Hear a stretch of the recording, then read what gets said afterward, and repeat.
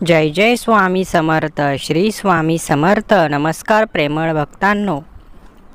कधीकधी दुःख एवढं वाढतं की आपल्या मनात शंका येते की खरंच देव आहे की नाही, देव माझं दुःख बघतोय की नाही.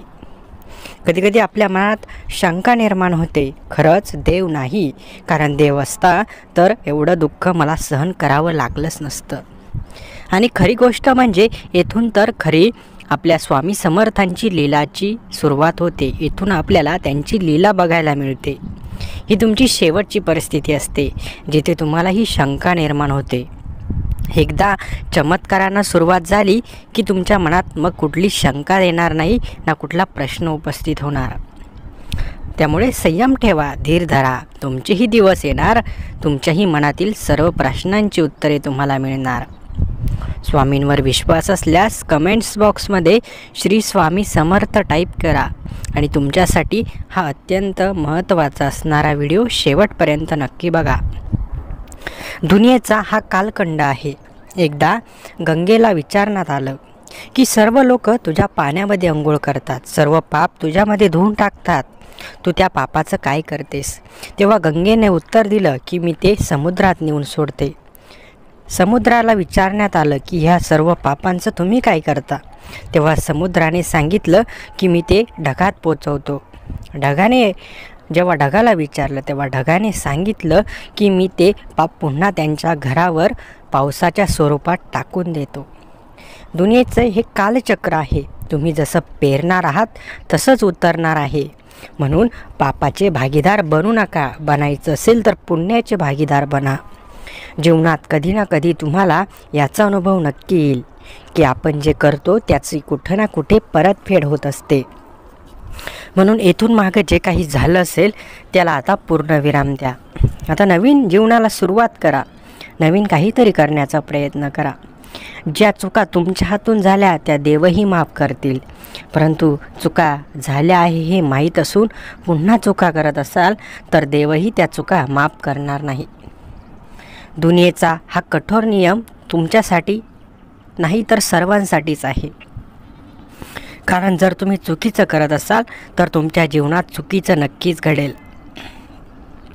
पण तुम्ही खरं वागत असाल तर एक ना एक दिवस तुमच्या जीवनात मोठा चमत्कार नक्की होईल. समोरच्याला राग आला ना तर येऊ द्या, परंतु त्याच्या भल्याचं बोला. गोड गोड बोलून त्याच्या पाठीमध्ये खंजीर कधीच खुपसू नका. कारण आपल्यामुळे जर एखादा वाईट वळणावर जात असेल तर त्याचे सर्वात मोठे पापाचे वाटेदार आपण असतो. आपल्यामुळे कोणाचंच वाईट होणार नाही याची काळजी मात्र आपण नक्कीच करायला हवी. हे जीवन सुंदर आहे, त्याला आणखी सुंदर बनवा. स्वामींचे आशीर्वाद घेऊन त्याच्यात मोठी भर घाला. स्वतःला नशीबवान समजा की आपल्याला देवाची भक्ती करायला मिळत आहे.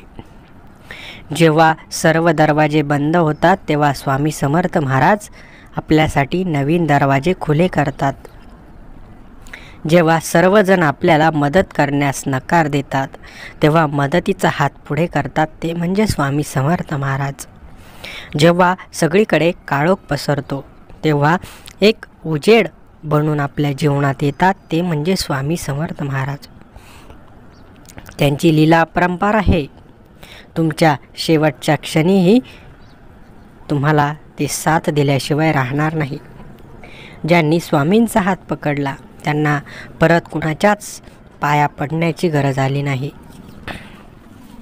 जे स्वामींच्या तत्वावर चालले त्यांना कुणाच्या पुढे झुकायची गरज आली नाही.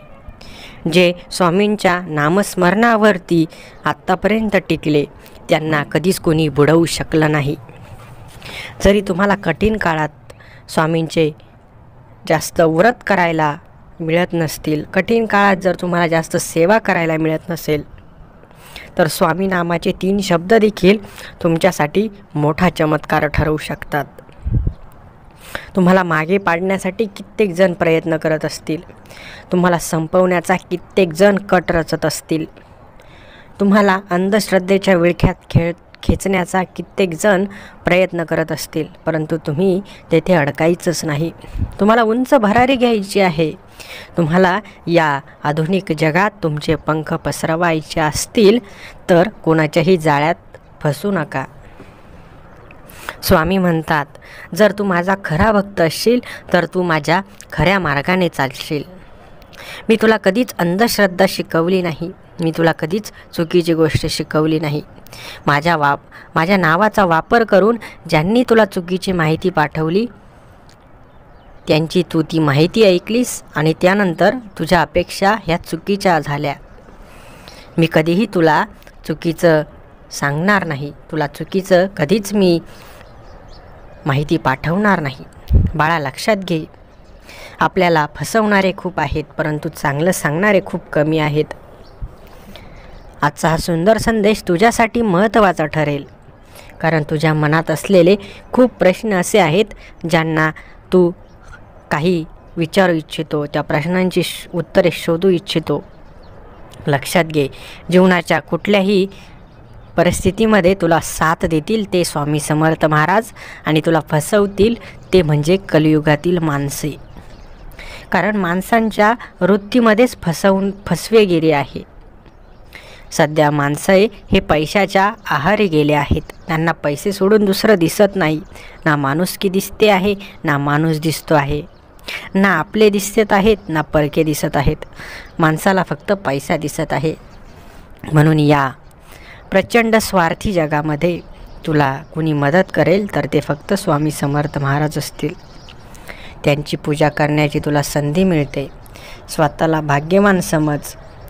तुला एवढी सुंदर माहिती ते देता आहेत, त्याचा आदर कर. तुझाही विश्वास असेल तर कमेंट्स बॉक्समध्ये टाईप कर, होय माझा विश्वास आहे. आपल्याला काही गोष्टी खटकतात, त्यांचा राग येतो, परंतु त्या खऱ्या असतात. स्वामी समर्थ महाराजही असेच बोलायचे. ज्याचा भक्तांना खूप राग यायचा, परंतु भक्तांना नंतर समजायचं की हेच सत्य आहे. सांगण्याची पद्धत समजून घेतली पाहिजे. चांगल्या गोष्टी कधी आपल्याला अगोदर वाईट वाटतात, परंतु नंतर आपल्याला समजतं की हो, मी हे ऐकलं असतं तर बरं झालं असतं. म्हणून काही गोष्टी वेळेतच केलेल्या बऱ्या असतात. काही गोष्टींना उशीर झाला की सर्व काही संपल्यासारखं वाटतं, परंतु जेव्हा तुला वाटेल की सर्व काही संपलं, तीच तुझी खरी सुरुवात असेल. म्हणून स्वतःला ओळखायला शिक, स्वामींच्या शक्तीला ओळखायला शिक. स्वामींची शक्ती जोपर्यंत तुझ्यासोबत आहे तोपर्यंत तुझं कोणीच वाईट कधीच करू शकत नाही. आजचा हा सुंदर व्हिडिओ तुझ्यापर्यंत का आला असावा याचाही तू एकदा विचार कर, आणि यातून तुला काय भेटलं हेही स्वतःच्या मनाला एकदा विचार. आणि जर तुला या प्रश्नांची उत्तरे मिळाली तर आपल्या चॅनलला सबस्क्राईब कर, व्हिडिओला लाईक कर, आणि असेच रोज स्वामींचे संदेश बघत जा. श्री स्वामी समर्थ. जय जय स्वामी समर्थ. धन्यवाद.